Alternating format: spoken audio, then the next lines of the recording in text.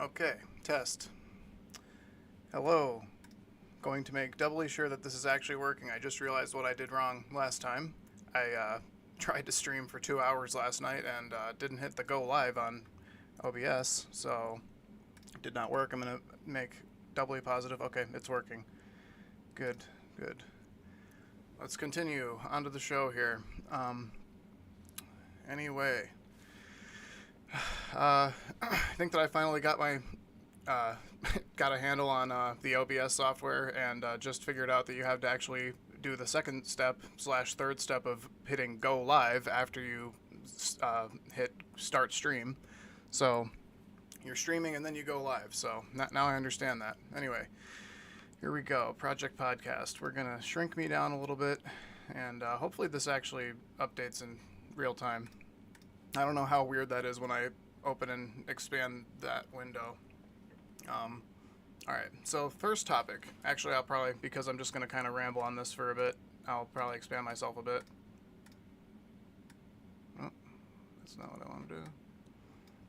Okay. So, I've been attempting to make an actual choreographed, edited video essay type production, but it's been very challenging, and it's been on this concept called Hyperstition, and I've kind of like come up with my own way of understanding and talking about it, and maybe a phenomena that's a little bit closer to home and like not as wrapped up in weird like postmodern philosophy, which is, which Hyperstition is. But the idea is like, I think of it as the 69-420 effect. And I was recently watching the H3 podcast, ironically enough, just so. Anyway, we were watching the H3 podcast, and they did a poll, and at one point the poll hit 69% and 31%, and I realized, or at least it occurred to me that at that point, because of the type of audience and because of the psychology of what's happening, the poll will likely just stall out at 69%, and people will just feed into that stereotype or trope and like create a runaway self-fulfilling prophecy, and that's kind of what Hyperstition is. So Hyperstition, the definition of it specifically, is a fiction that makes itself real. And in this scenario, like, I'm just trying to kind of outline the same underlying phenomena in a very arbitrary and frustrating situation where it's like, fundamentally there's nothing wrong with the silliness involved. Sorry, I think Bean is circling me right now. Oh, he's actually not. Okay, so good. There's actually it's super dark down here. I think that he is circling me. He's freaking me out.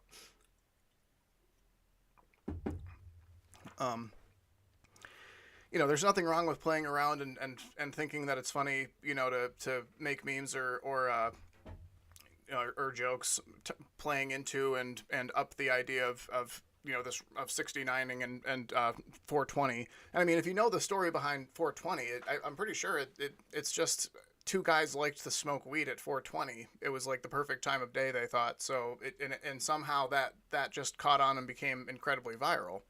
And it's just really interesting that it's such a huge phenomena, and it has roots in effectively nothing, and how the roots of that nothingness can actually result in something real world that we can't really fully understand. So it's like something else that I recently understood, or like had heard the word thrown around, but I didn't really understand what it meant, is a hyperobject. So a hyperobject is just a thing that we can't understand as human beings. So like, I feel like really, really large quantities, the actual nature of atomic interactions, perhaps. I'm trying to remember some other examples other than a good one is capitalism. Like it's any form of government, really. Like we participate in and are a part of something like that, but we can't actually understand exactly what it is because it's so complicated and also so hidden to us.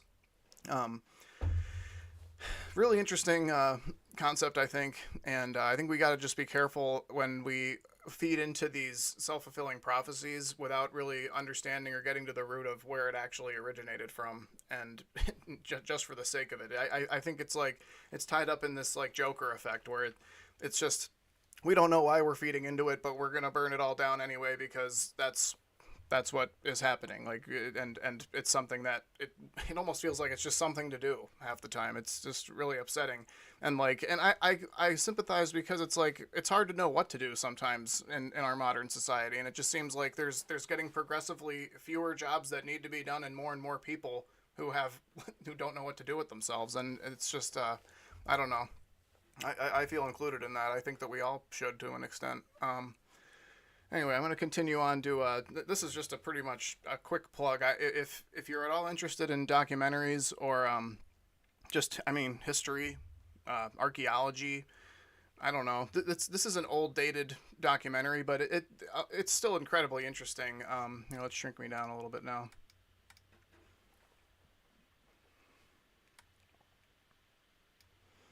The saturation on this is continually getting screwed up, and I might have to turn lights on and off as time goes on here because the sun's going to go down. But yeah, so this is out of the fiery furnace here.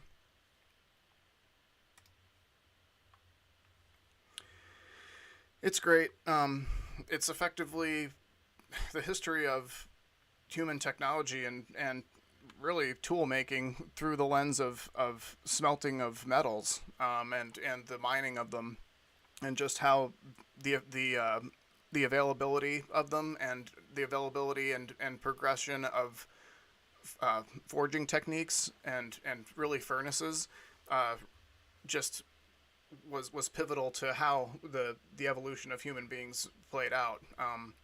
He talks about the plow and how the plow was tied to iron working, and how that was a huge technological advancement because they, like, in order to get the metal hot, like iron, it's iron specifically, and then later on steel hot enough is to create an environment that's like hyper oxygenated, and so basically creating bellows and just like the different ways that was accomplished. And yeah, I mean, here I don't really understand like copyright striking and whatnot, so hopefully I didn't just get striked for this. I mean, it seems like playing video is okay, especially if it's within the context of commentary, but just not music. So I don't know, hopefully that's okay.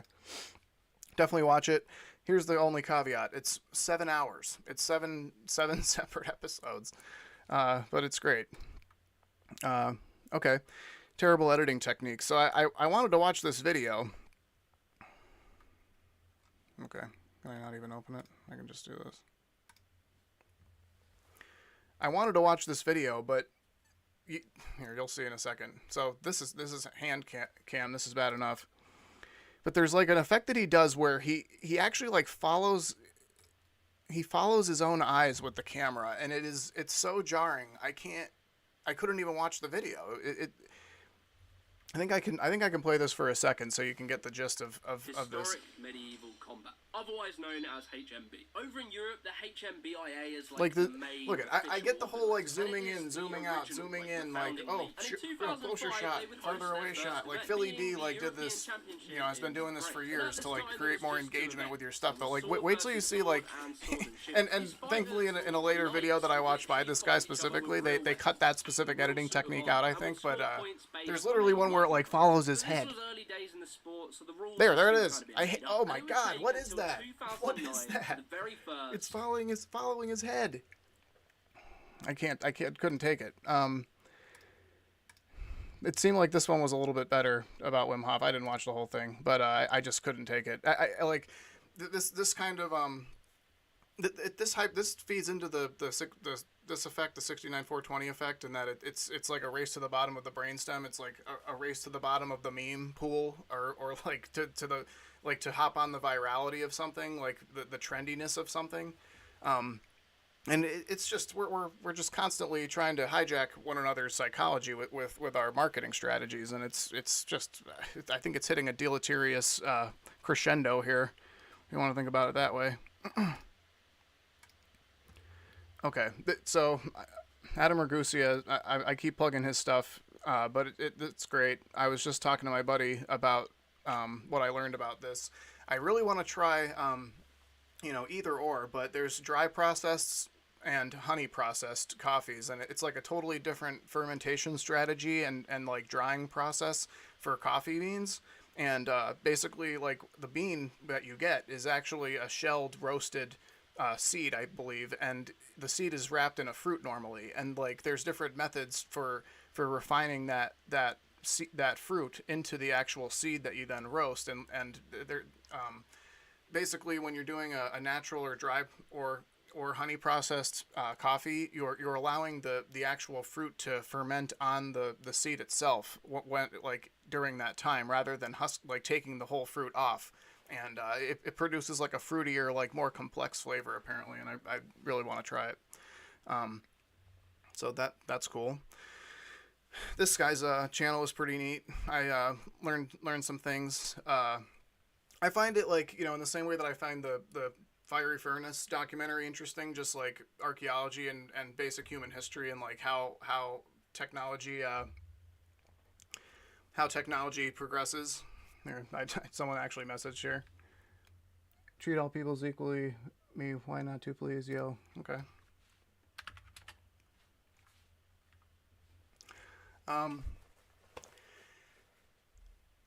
Certain things like well digging and like being able to create your own clothing or shoes or any of these things are like kind of specifically and uniquely human qualities. And I'm trying to 7 to 10 minutes till 4:20 in time zones. Okay, well, sorry if I'm technically not broadcasting at the right time. Anyway, so this guy did a bunch of like really interesting videos. I'm gonna actually close this chat for now because it's just gonna be too distracting for me. This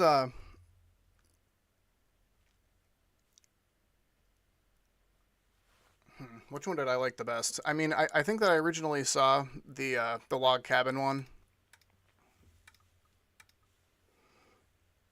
It's interesting because you can tell that they've never really done this before, but they get progressively better, which is almost kind of more interesting to watch because, the bottom ones take forever and their notches are very imperfect.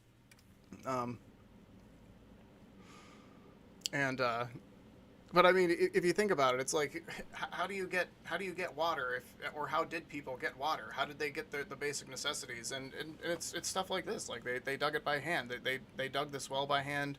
They used hand tools to create this whole log cabin and basically just string lines and pretty amazing. And I mean, it's one thing that they're doing it nowadays, but it's just more amazing that they did it back then. I think that they based the log cabin off of Lincoln's cabin.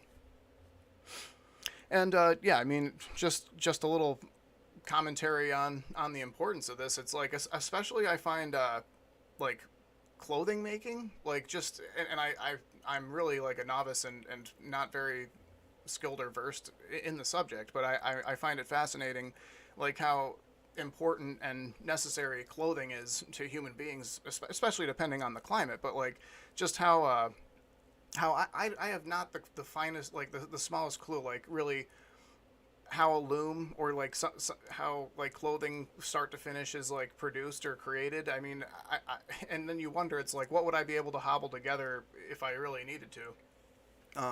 Something that's super interesting. I don't think that I included it here. Oh boy. I'm gonna make sure that this guy isn't like bombarding my chat.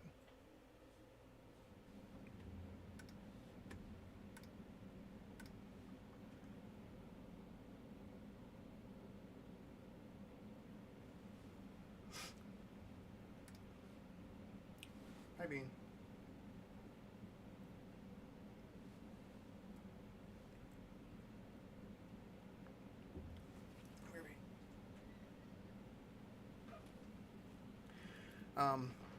So something that was pivotal to the Industrial Revolution was actually hooking water power via a mill up to basically an industrial loom. So they would have a water wheel that would take the energy from a moving stream and then convert that onto a shaft and then a gearing system that would run all the way up through the whole building.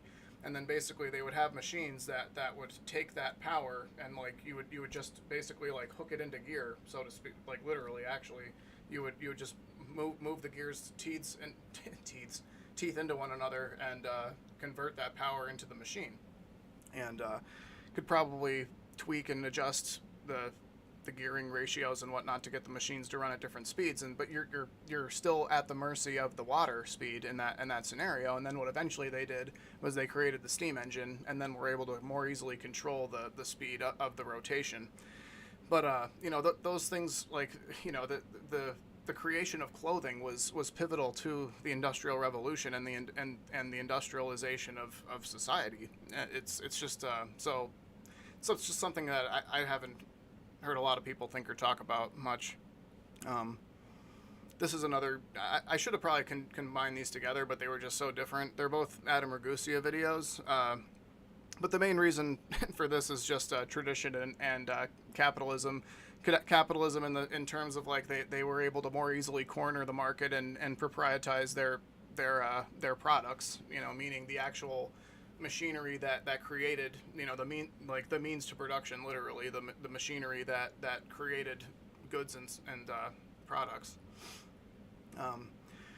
One of the best thinkers that I follow, I think, is Malcolm Gladwell. This was a great video. I was asked to talk. This Brain Bar channel is pretty good. It seems like it's debates. So I think that I don't know if he debates someone in this. I don't think he does. He's just talking in this and then answering questions. But they also do debates on this channel. This is not a Brain Bar, but on that Brain Bar channel they do debates. I was watching a debate with I can't remember his name now. A crypto debate.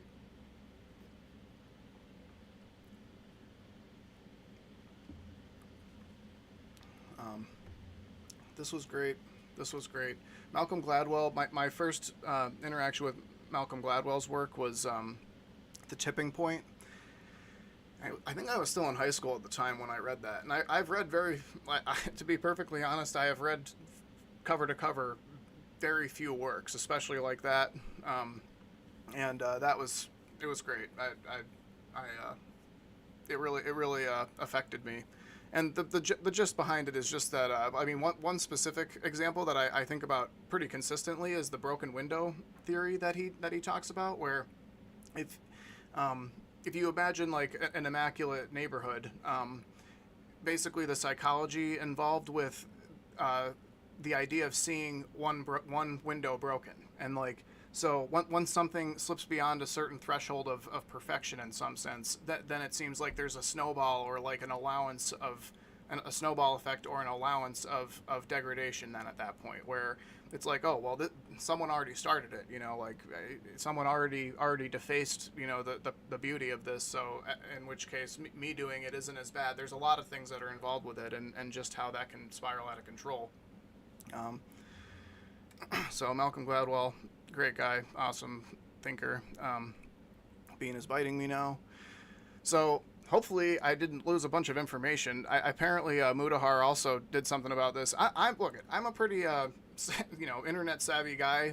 I've been doing this for a while, and this got me. So you got to be super careful. I was searching for Blender, and Blender download. So which one was it? I'm not sure which one it was that I clicked on it, and I think it gave me different results. But thankfully it actually flagged it like right after I actually downloaded it, which wasn't great. But did I link a video with this? Crap! I should have linked a video with it, because a couple guys talked about it now. Yeah, Mutahar definitely did, and what he described was identical to what I dealt with. But I was looking for Blender, and the HTML. Was it on here? Blender. If you look at it, yeah. See, look at how look at Blender. So like before it got blocked, I saw what looked exactly like their normal Blender site, except every single link was a download, and apparently it's like a red line steel, I think is the name of what the specific malware is, and I did a restore on this, like as soon as it happened, and I mean I've changed my passwords and everything, and I have two-factor authentication and everything, but it's still just like, it's crazy. It was really effective. It was well done. Anyway, so that sucks. Be really careful. Look at your look at your actual HTMLs. Oh, and like that's the thing. It wasn't just that it was a link. It was the top option as a Google ad. So, I mean, you can't stand on the keyboard. Hopefully I didn't just break my headphones with this body. Great.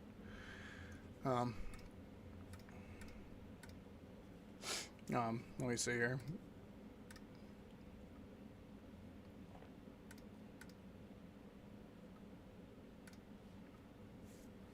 All right.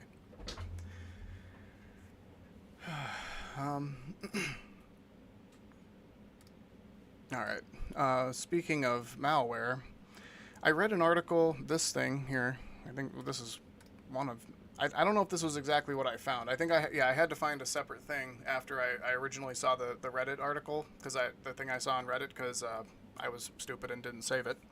And this probably isn't even the best representation of what I was originally exposed to, but the idea is that a new thought process is that mutation accumulation in your genome is actually what results in aging, at least. And this has been a thought for a while, but apparently I was not aware of that. I didn't understand that. I always thought that it had something to do with telomeres and like literally the shortening of your DNA.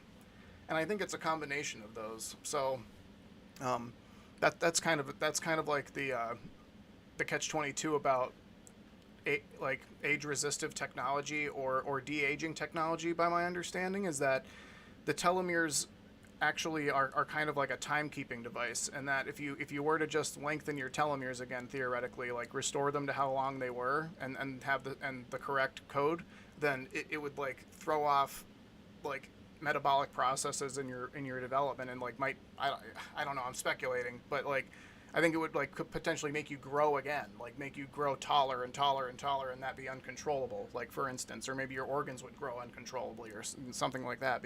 And it's probably a combination between the telomeres being an actual timekeeping device mechanism, and them deteriorating, and then that not being retrievable, and then also like slow mutation accumulation. And I don't know. I mean, something that comes to mind when I read that is, wouldn't it then make sense that when you are young and healthy to get a really good copy of your genome and then put it, preserve it somewhere so that you have that reference, so that when you are older, you could then potentially use a new technology to restore or regenerate your old code. But if you don't have the code if you don't know what it is, then how do you restore it?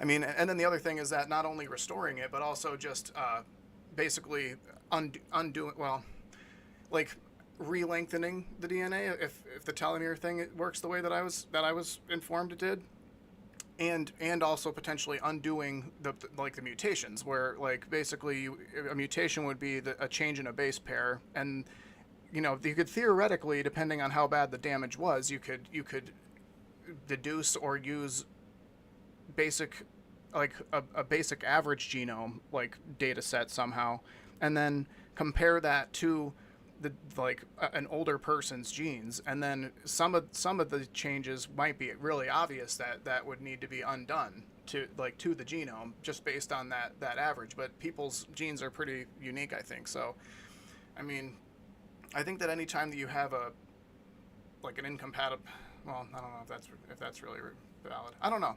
That's a little bit out of my depth then at that point, but that's where my mind was going. I thought it was interesting.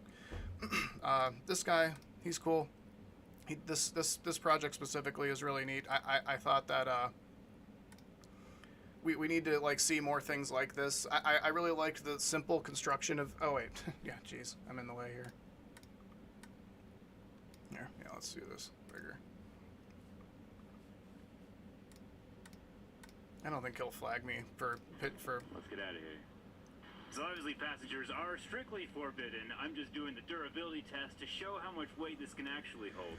We recommend staying below about 150. You can see the construction on this. It's pretty simple, and I think that that's a virtue actually.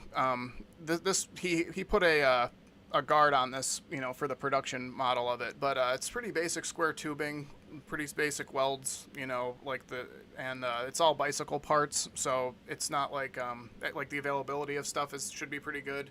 He's got disc brakes in the front, and then this is just a hub motor. I think it's a pretty low wattage one too, because I think that the thing is only, well, this is the kids version, so, which is basically just a scaled down version of the adult one. I think he said it's only 350 watts. But for a wheelchair, you know, it's fine. It's Kids without physical impairments can ride as well, of course.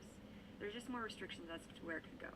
And of course, just like our regular adult rigs, the kid rigs are welded, powder coated, and assembled right here in the USA by Utah Trikes, the largest trike manufacturer pretty cool. in the USA. We'll also be including a motor. I thought that this was productive. This gun talk.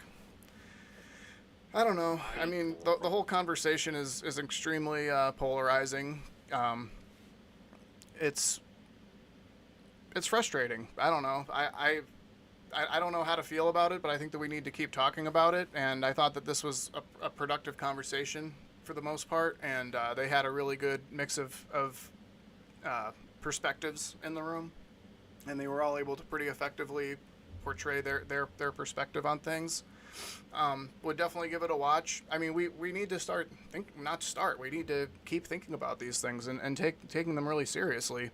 I mean, I fully, I don't know. I don't know if I can say that I fully respect the Second Amendment while following it up with what I'm saying, but like in the same way that we think of the right to bear arms, it was a law that was made at a time when technology was not the same. In the same way that, like, I think that we need to take things even like Twitter or the extreme power and publicity of the internet very seriously too, because people simply did not have the capability of spreading the information and the damage that they do now with the technology that existed. Like, the technology that we have developed has literally augmented our human ability to a point where the laws need to be adapted. Like, if you want to be logical about it, like, because there was an advancement and progress and power and ability of the technology, there needs to be an amendment and change to the laws. It can't just be one size fits all. There's very few things that are like that. So I don't know. One thing I did really want to draw attention to is this concept, label theory. I think it's very important, like, that we think about this a little bit more, and just that if we prejudge people, then there's a tendency that they'll act the way that we prejudge them to be, and it's for a lot of reasons. I mean, I think that one of the main motivating is that if the result is going to be the same, then you might as well get some type of advantage out of it. And I think that in terms of any situation, and that's a really cynical way to look at it, but I think that's like underlying a lot of our psychology nowadays, and we have to be really careful. And like something else that I've learned about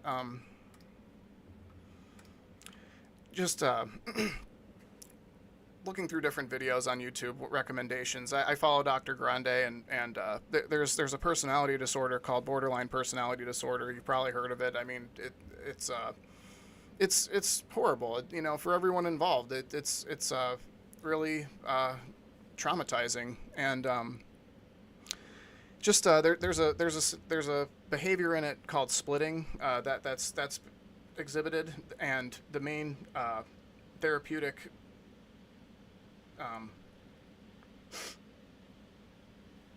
what would you call it?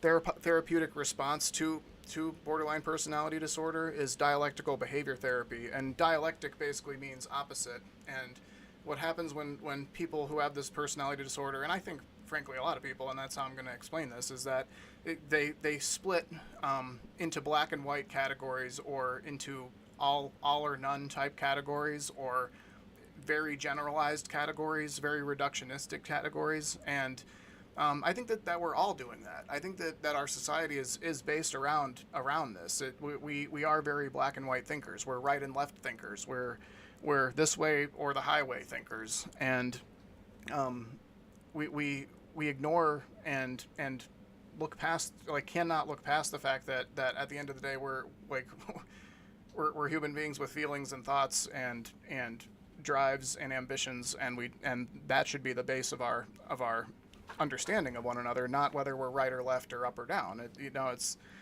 I'm gonna try to, like, at the end of this, it's kind of ambitious. Like, I'll give a little foreshadowing to what I want to try to do. I've been brainstorming what a hierarchy of knowledge would look like, because it feels like we don't have any, like, it feels like we have no basis of knowledge. I like, people are being disillusioned to the idea that science is this monolith of objective reality, because, I mean, for a lot of reasons, it's not just that it's captured by money, but also that it's captured by ideology. And we're losing sight of like the overall beauty and the one-size-fits-allness of science as a whole, rather than just the different individual categories of science that we're specializing ourselves into. So that's going to be tough. I'm gonna try my best. The other, I mean, the main toughness of it is that I don't really know how to make graphic design. I'm gonna try to use GIMP. I thought I opened it. Oh boy. Okay. This was great. Make a little commentary on this. I mean, breaking points is great. First of all, if you don't follow breaking points, you probably should. They're the best at condensing current events into not incredibly insulting and frustrating marketing bits that are just trying to shove themselves into your brain in the form of propaganda, like everyone else, it seems like. So I really like I really like Sagar and Crystal. And this basically what they're covering in this particular one, though, is this girl, she's like a 20-something. I don't even think that she's 25, or she's just turning 25 now, but all of this started falling down on her 2 or 3 years ago. I'm surprised I didn't hear about this before. But her like, she made up an entire life and story, like similar to Santos, honestly, it sounds like. And this ties back into what I was just talking about. It's like we're all just trying to pull the wool over one another's eyes, because I think that we're given the feeling that we're commodified, and we can just look for a new and different commodity on our infinity machine here, and it's just it's not sustainable. That's not how life is going, like, has ever worked or will continue to work here.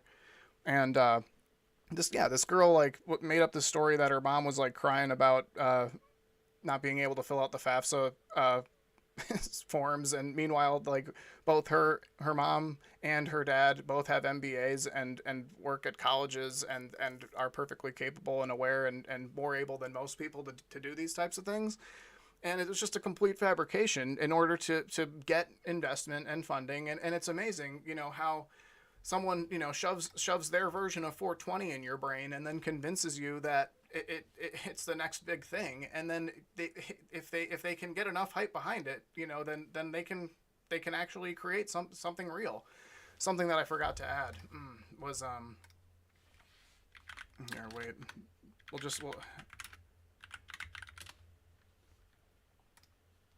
there it is.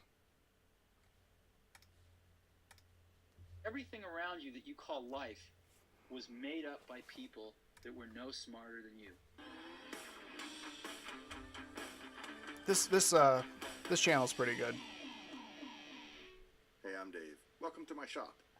I recently stumbled across some old. I don't think he's gonna flag me for this, because he specifically mastered this talk by Jobs here, so that other people could listen to it, and I think it's awesome. I think it's really important, and like, in the same way that I'm explaining that sometimes things exist in reality for no real reason other than that they get hype behind them. It's like an extension of that is that our reality is shaped by the things that we do and believe, right? And especially in big enough numbers. And that just like what Jobs is saying, it's like you don't want to extend it too far and say that, oh, I as one individual can do anything I want. It's like that's not what he's trying to say. He's trying to say that the truth is that on some level and to some extent, the actions of human beings do result in an actual fundamental change on the landscape. And I mean, you just have to look around and see that. It's like, it's not necessarily super controllable, but the more that we hash it out and talk about it and work together, the more it is the case. And like, anyway, let's continue and listen to Jobs a little bit. The interview was conducted in 1994, about the same time that I was moving from MS-DOS to Windows NT over at Microsoft. So for me, the video was at first pure nostalgia, but on a closer listen, what he was actually saying was some of the very same advice that I've tried to drill into my own kids. But since hearing from Steve Jobs is likely more compelling, I wanted to show it to them. The problem was the quality. It was recorded with what looks like to be a 1994 VHS camcorder on what had to be the built-in microphone. So I decided to take the original archival footage and clean it up, upscale it to HD, process the audio, remove the hiss, and make it more accessible for all folks. But all original credit for the footage itself belongs to the SVHA. Here's the very first clip, and it's one of the best pieces of advice I've heard in a long time. It's especially true in my own case, and we'll digest and talk about what he has to say as soon as we've seen it. So without further delay, here's Steve Jobs in his own words. When you grow up, you tend to get told that the world is the way it is, and your life is just to live your life inside the world, try not to bash into the walls too much, try to have a nice family life, have fun, save a little money. But life, that's a very limited life. Life can be much broader once you discover one simple fact, and that is everything around you that you call life was made up by people that were no smarter than you. And you can change it. You can influence it. You can build your own things that other people can use. And the minute that you understand that you can poke life and actually something will, if you push in, something will pop out the other side, that you can change it, you can mold it. That's maybe the most important thing, is to shake off this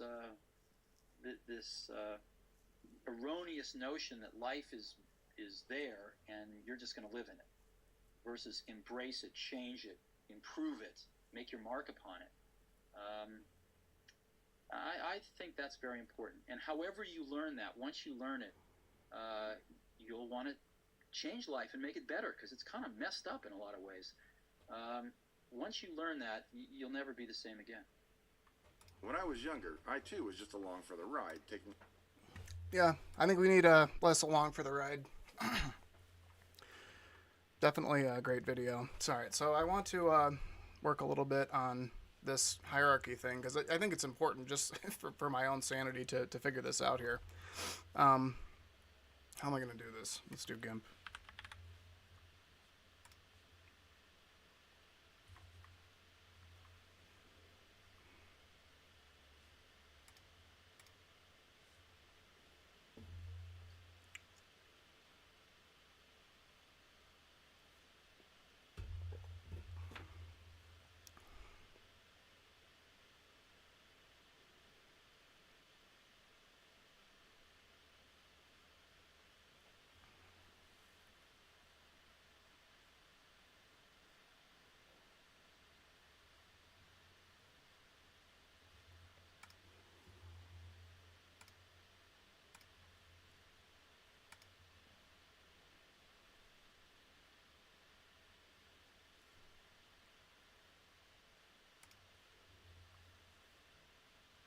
I don't know what I'm doing. I'm just, I think I've used this like once or twice.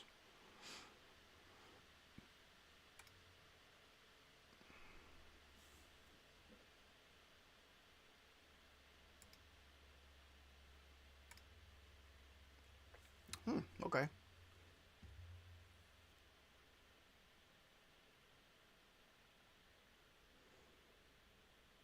There's got to be a shape tool. I basically just want a triangle.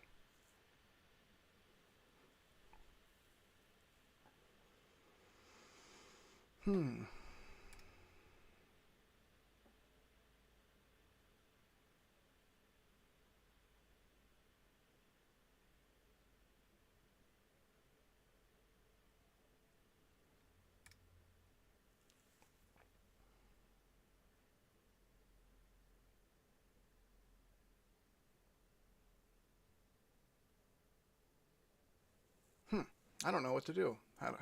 I guess I could just paint it. I could just, here, I'll just do this. it'll be a lopsided pyramid. There you go. A little lopsided. Here, let me make me smaller. I'm not important now.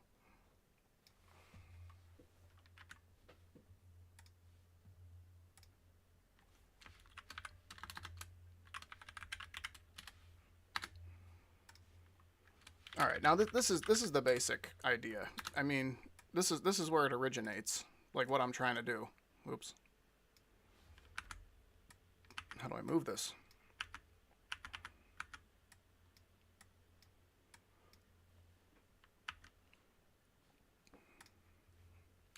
All right, we'll move it later.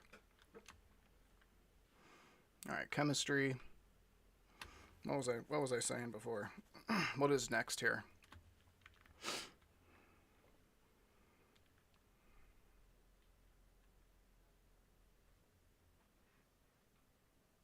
Do you want to skip to biology? Is that really what's next? It seems not. That seems like a huge step. That's okay. We can always, we'll amend it later.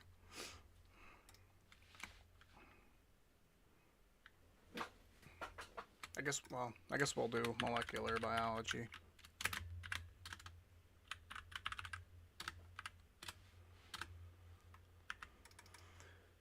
One thing we're gonna make stuff smaller, and we're gonna do this like kind of haphazardly. We're just gonna, if anyone has ideas too, put them in the chat.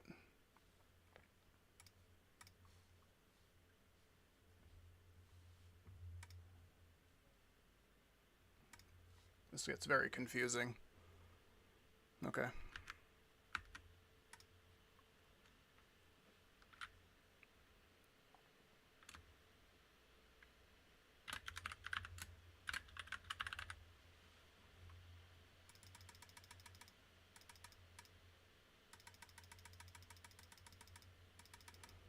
I don't know how similar neurobiology is to neurology.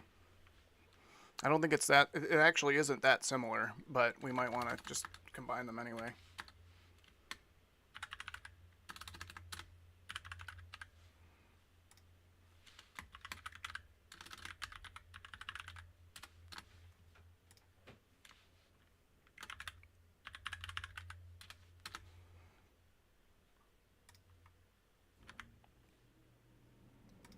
Before we go any further here. Oh no.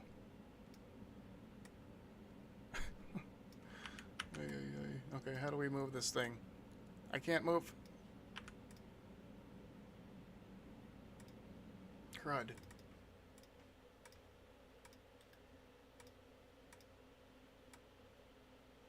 Huh. That's not good.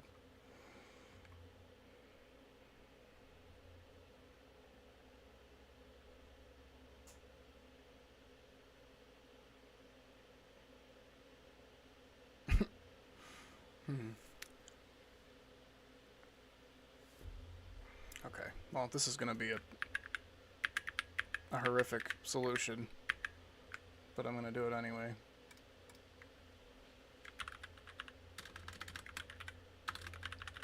First of all, we're going to make the number smaller to begin with. Oop, that's way too small.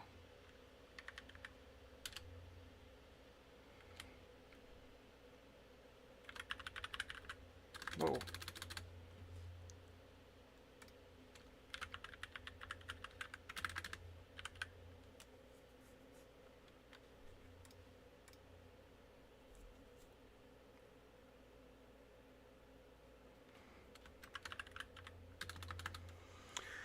I don't really want to put, I mean, there are so many ways that you could split this up. I mean, the general idea though is I want to get like a flow where there's a basic foundation, and then there's as it gets higher up towards the top here, it simultaneously gets murkier and at the more edge of our understanding.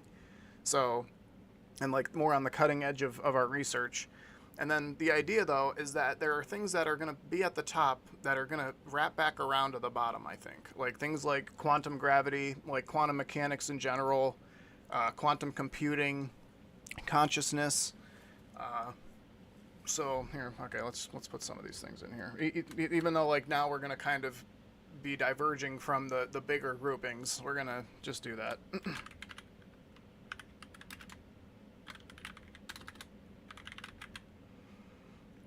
I think that what we can do is we can possibly put like, well, put circles, like Venn diagrams. I'll figure it out. Here, let's do this.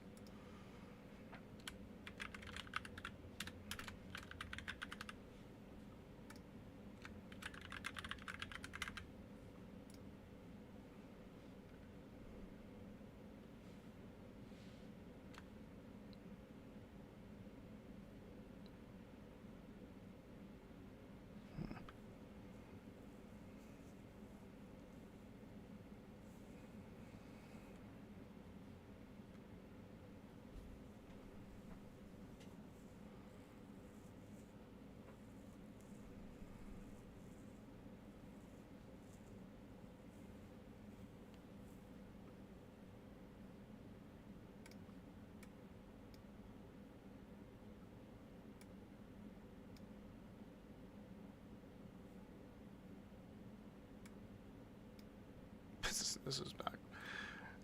I really... Oh boy.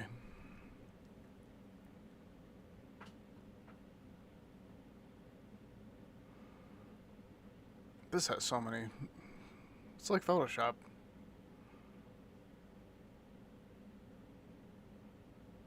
Oh, wait a second. I think I can lock this. So then I don't have to worry about my, my TP getting messed up here.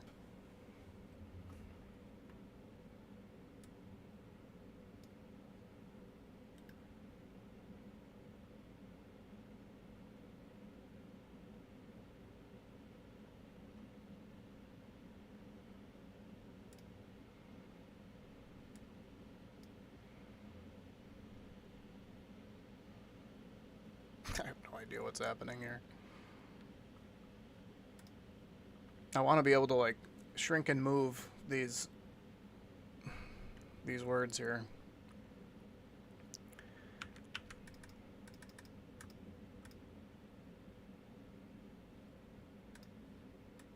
Oh, okay.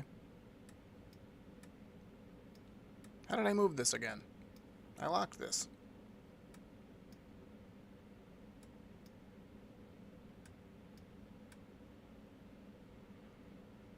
Unbelievable.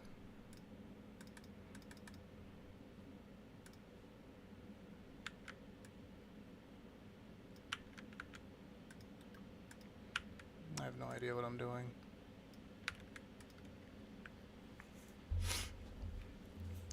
So, I mean, here's the general idea. If I could actually move these things where I wanted to, I would want sociology to be up here. I think that the general, you know, you can see this. I'm sure I'm not the first one to do this. I did a quick search and couldn't find anything exactly like I was imagining.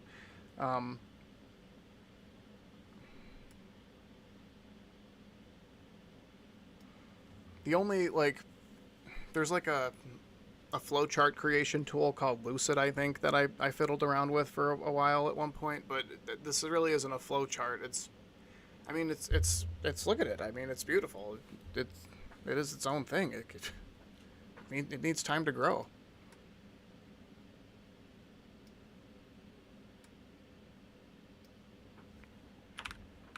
How the heck do we move this thing?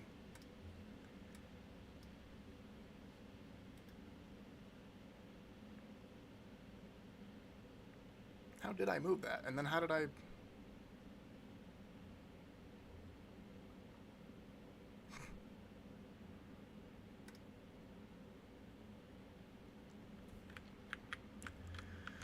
Ay, ay, ay. Keep dragging and moving the, that makes a lot of sense.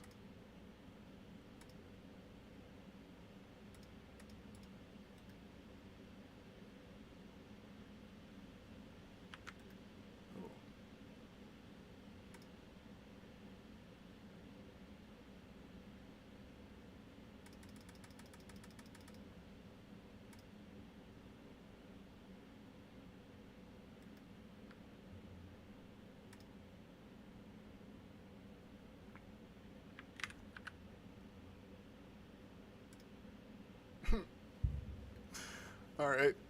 Well, that's not really how I wanted to do that. Now can I move it? Nope, still can't move it.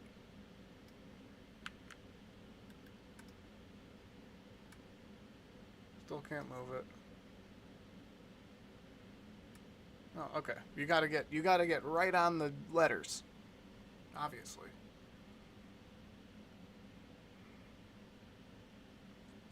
I think we're gonna put this at the top because we're gonna put it at the top and at the bottom.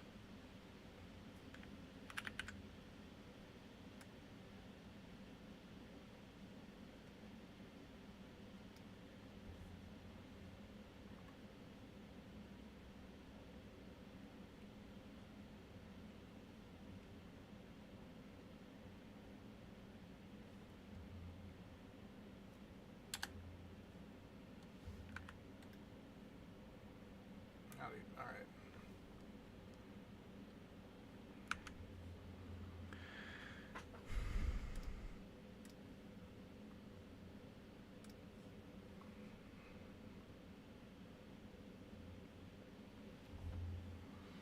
Okay.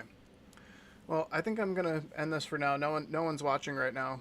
I hope that the beginning was interesting. My TLDR of the last week's stuff. I might actually switch it out to here. Let me make me bigger for a second here. I'm gonna work on this diagram for a while and see how it evolves.